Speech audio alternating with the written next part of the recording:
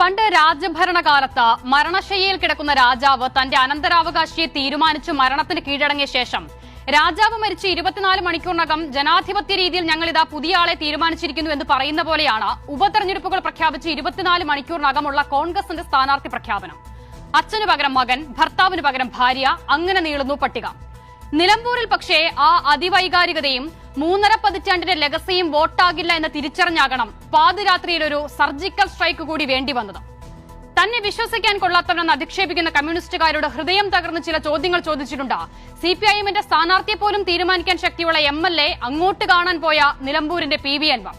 ചോദ്യങ്ങൾ ഇങ്ങനെയാണ്: കെ സുധാകരൻ രഹസ്യമായി എന്നെ വന്ന് കണ്ടത് ഞാൻ ആരോടെങ്കിലും ഇതുവരെ പറഞ്ഞിട്ടുണ്ടോ? പാലക്കാട് തെരഞ്ഞെടുപ്പിലും രാഹുൽ മാങ്കൂട്ടത്തിൽ ഇതുപോലെ രഹസ്യമായി വന്ന് കണ്ട് വോട്ടും സഹായവും അഭ്യർത്ഥിച്ചിരുന്നു.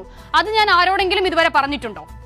അങ്ങനെ പല കോൺഗ്രസ് നേതാക്കൾ രഹസ്യമായി അങ്ങോട്ട് പോയി കണ്ടിട്ടും അത് ആരോടും പറയാത്ത PV അൻവറിനെ ഇനിയും എന്തിനാണ് സഖാക്കളെ നിങ്ങൾ ഇങ്ങനെ വിശ്വസിക്കാൻ കൊള്ളാത്തവരെന്ന് അധിക്ഷേപിക്കുന്നത്? കോൺഗ്രസ് പുറത്തു നിർത്തി വാതിലടച്ച PV അൻവറിനെ രാഹുൽ മാങ്കൂട്ടത്തിൽ രഹസ്യമായി കണ്ട വീഡിയോ അപ്പോൾ പുറത്തു വന്നത് എങ്ങനെയാകും?